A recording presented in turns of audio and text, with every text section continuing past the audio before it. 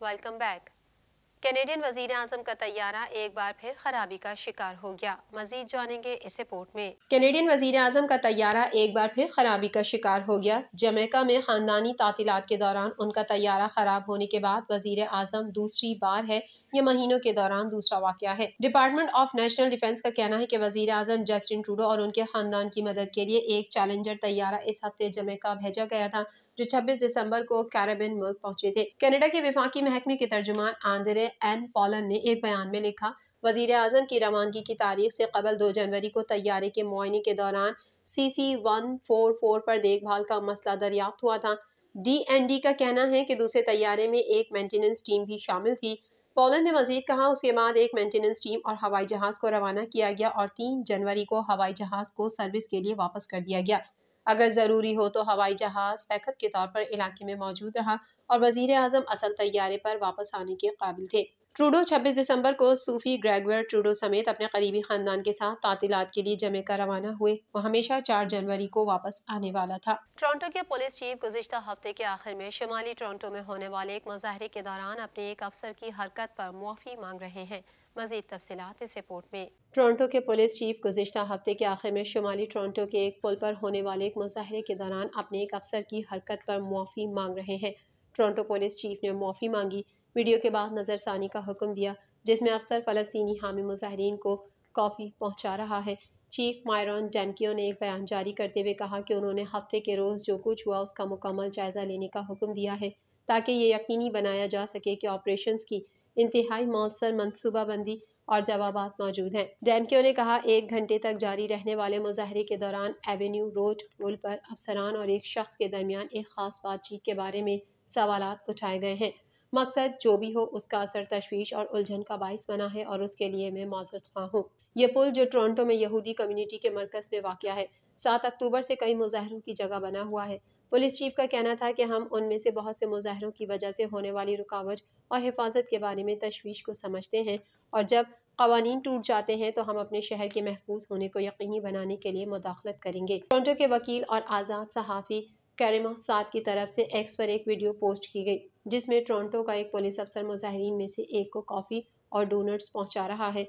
जब वीडियो लेने वाले फ़र्द से पूछगछ की गई तो मुजाहिरीन ने वजाहत की कि कॉफ़ी उनके लिए किसी और ने खरीदी थी, जिसे पुलिस के बंद करने के बाद पुल तक रसाई से इनकार कर दिया गया था। इस वीडियो ने गुस्से और तशवीश को जन्म दिया है कि क्यों अफसरान सड़क पर अपने कब्जे में मुजाहिरीन की मदद करते नजर आते हैं, खास तौर पर जब सीनियर पुलिस हुक्काम ने कई हफ्ते कबल ये वाज़ेह किया था कि लोगों को एहतजाज करने का हक है, बाज़ इक़दाम को बर्दाश्त नहीं किया जाएगा। डेमकियो ने कहा कि 7 अक्टूबर से पुलिस ने शहर भर में तकरीबन 300 मुजाहरों का इंतजाम किया है, जिनमें कई दर्जन से लेकर 25,000 से ज़्यादा अफराद शामिल हैं। उन्होंने कहा कि पुलिस मुस्तकबिल के लिए हिफाजत और सलामती को यकीनी बनाने के लिए यहूदी बिरादरियों में मजबूत मौजूदगी बरकरार रखेगी। जनूबी इसराइल पर हमास के हमले में मासूम शहरियों की हलाकत के 3 माह से ज़्यादा अरसे के बाद आलमी अदालत में इस हफ्ते के आखिर में एक नई कानूनी जंग लड़ी जाएगी।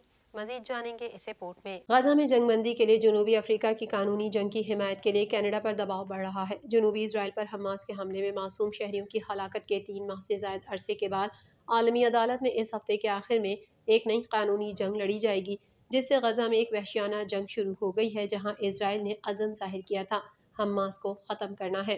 जनूबी अफ्रीका इसराइल पर नस्लकुशी कन्वेंशन के तहत जिम्मेदारियों के खिलाफ वर्जी का इल्ज़ाम लगा रहा है और वो बैनुल-अक़वामी अदालत इंसाफ से फौरी हुक्म का मुतालबा कर रहा है कि वो गजा में फ़लस्तीनी आवाम के खिलाफ नस्लकुशी की कार्रवाइयों को फौरी तौर पर रोके।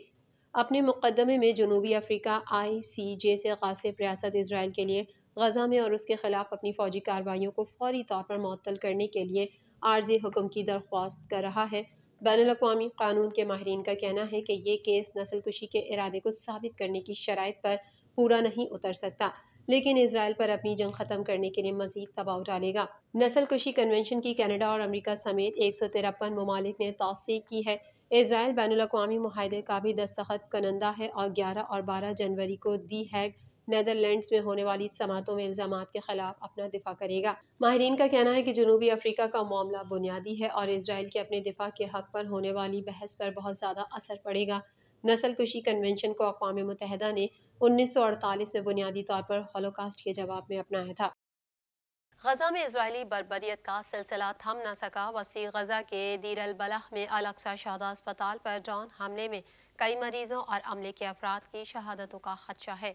मजीद तफसीलात इस रिपोर्ट में। गजा में इजरायली बर्बरियत का सिलसिला थम न सका। वस्ती गजा के दीर अल बलह में अल-अक्सा शहदा अस्पताल पर ड्रोन हमले में कई मरीजों और अमले के अफराद की शहादतों का खदशा है। समाजी राब्ते की वेबसाइट एक्स पर जारी एक बयान में आलमी इदारा सेहत ने कहा है कि गजा के इलाके दीर अल बलह में अल-अक्सा शहदा अस्पताल पर इजरायली हमले के बाद मरीजों और तिबी अमले के 600 से ज्यादा अफराद ताहाल लापता हैं, जिनकी लोकेशन के हवाले से कोई मालूमात नहीं। बयान के मुताबिक गजा में इसराइल की लगातार बमबारी की वजह से आलमी इदारे सेहत को 26 दिसंबर से अब तक चौथी मरतबा शुमाली गजा में अस्पतालों का अपना दौरा मनसूख करना पड़ गया है।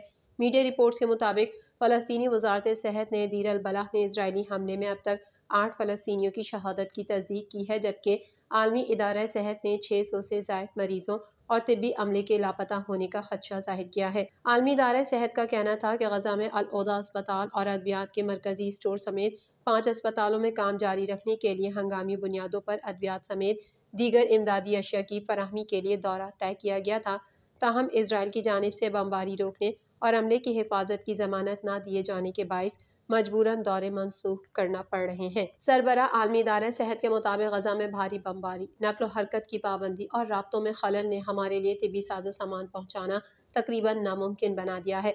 दरिया असना गजा में इजरायली फौज ने फिजाई हमला करके अल जजीरा के ब्यूरो चीफ के बेटे समेत मजीद 2 फलस्तीनी सहाफ़ियों को शहीद कर दिया। इससे कबल वाइल अल दहदो के दीगर अहले खाना भी अक्टूबर में इजरायली बमबारी में शहीद हो चुके हैं।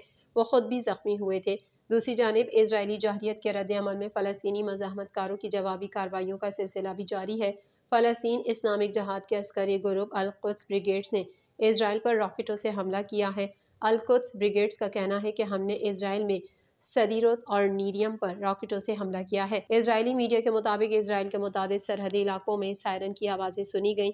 अलावा अजी तर्जुमान हमास उसामा हमदान ने एक न्यूज़ कॉन्फ्रेंस में कहा है कि इसराइल ने गजा में फ़लस्तीनियों के तारीखी विरसे को तबाह कर दिया।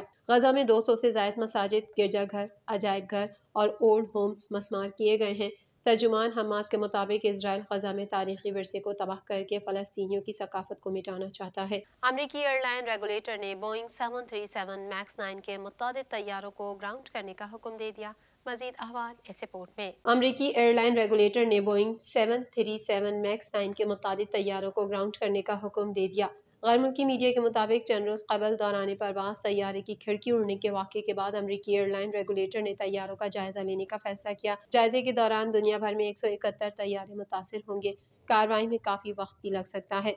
वाज़ेह रहे कि गुज़िश्ता रोज़ अलास्का एयरलाइन के तैयारे का कुछ हिस्सा फ़िज़ा में उड़ गया था, जिसके बाद तैयारे ने हंगामी लैंडिंग की। तैयारे में अमले समेत 177 अफराद सवार थे। बोइंग अब तक दुनिया भर में मैक्स 218 के 9 तैयारे फराहम कर चुका है। TNN TV के न्यूज़ बुलेटिन में फ़िलहाल इतना ही। मज़ीद खबरों और अपडेट्स के लिए देखते रहिए TNN TV।